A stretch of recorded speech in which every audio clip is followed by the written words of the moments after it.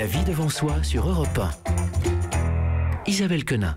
Chaque jour avec elle, on ouvre une page de développement personnel avec sa chronique Antidote. Bonjour Anne Cazobon. Namasté. Alors je vais tout vous dire. En fait, comme ça vous saurez un peu plus, vous en saurez un peu plus long sur la vie trépidante d'Anne Cazobon. C'est simple. Le mercredi, c'est Pilates. Mais il ne faut pas oublier que le lundi, c'est yoga. Et c'est visiblement l'un de vos cours de yoga qui vous inspire, Anne. Ben oui, c'est là mon antidote pour toujours m'assouplir un peu plus, parce que c'est vrai qu'il faut parfois beaucoup de souplesse dans la vie, au travail, pour s'adapter à chaque situation qui se présente, aux êtres avec lesquels il nous est donné d'évoluer, les épreuves que nous envoie la vie, la manière dont on y répond aussi, dont on se laisse atteindre ou non. Régulièrement donc, je vous donne mon petit truc beauté, mon petit truc bien-être, je vais sculpter ce corps de déesse sur un tapis de yoga. Oui, chaque semaine, j'enchaîne les asanas, les méditations et les postures du scorpion. Alors pour ceux qui ne connaissent rien au yoga, je vous invite à taper dans Google Scorpion Yoga et à cesser de dire que le yoga c'est du stretching. Oui, on prend aussi tout le respect, la considération et l'admiration qui vont avec. En pleine posture du scorpion donc, alors que vous découvrez l'existence de certains muscles dans des endroits inavouables, que vous tentez vaguement de décoller un pied de ce fichu tapis, d'inverser la loi de la gravité, de tenter un truc pour essayer de ressembler à la fille là devant vous, qui vous nargue avec sa colonne vertébrale élastique, ses abdos en béton armé et son scorpion impeccable, pointe de pied tendue et brassière legging.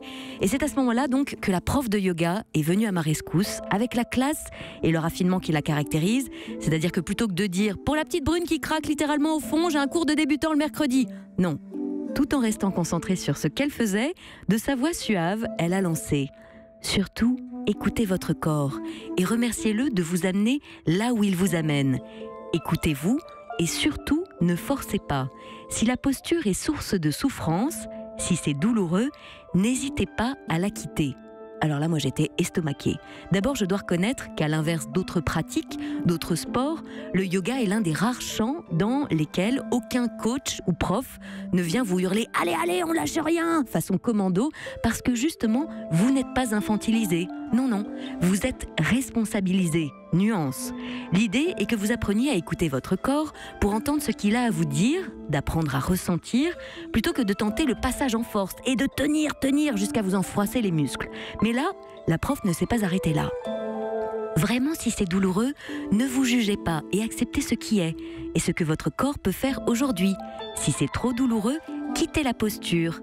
Un peu comme dans la vie. Alors là, je dois dire que la phrase a fait l'effet d'une bombe. D'abord, je me suis demandé quelle posture j'adoptais dans ma vie. Mais surtout, est-ce que quand c'est douloureux, on ose vraiment s'extraire de la situation ou de quitter cette fameuse posture ? Aïe, aïe, aïe, aïe, aïe. Oui. Est-ce que vous êtes conscient de cette posture de bouc émissaire au sein de votre groupe de travail qui vous fait un mal fou ? Est-ce que vous êtes conscient de la posture du fils parfait, du gendre idéal qui reçoit ses parents ou beaux-parents à déjeuner tous les dimanches, fêtes comprises ? Est-ce que vous avez conscience que c'est une jolie prison dorée également que celle de la fille gentille qui n'ose jamais l'ouvrir, que c'est un traquenard sans nom ? Et vous, à quel endroit dans votre vie vous autorisez-vous à quitter une posture douloureuse ? Parce qu'on a beau maîtriser à merveille le grand écart dans nos vies, ne jamais oublier que s'éloigner de quelque chose, de quelqu'un ou d'une situation qui n'est pas saine est un formidable acte de courage. Aïe, aïe, aïe, aïe, aïe. Filez vite. Partez pendant qu'il en est encore temps. C'est vrai qu'on imagine le cours de yoga totalement zen, tout. Elles sont installées sur de beaux tapis façon bambou. Une rivière coule, un oiseau chante, le prof guide. La posture du scorpion. Allez regarder. Allez regarder sur Internet à quoi ça ressemble. Du scorpion dans le studio. C'était magique. Merci Anne, on se retrouve demain.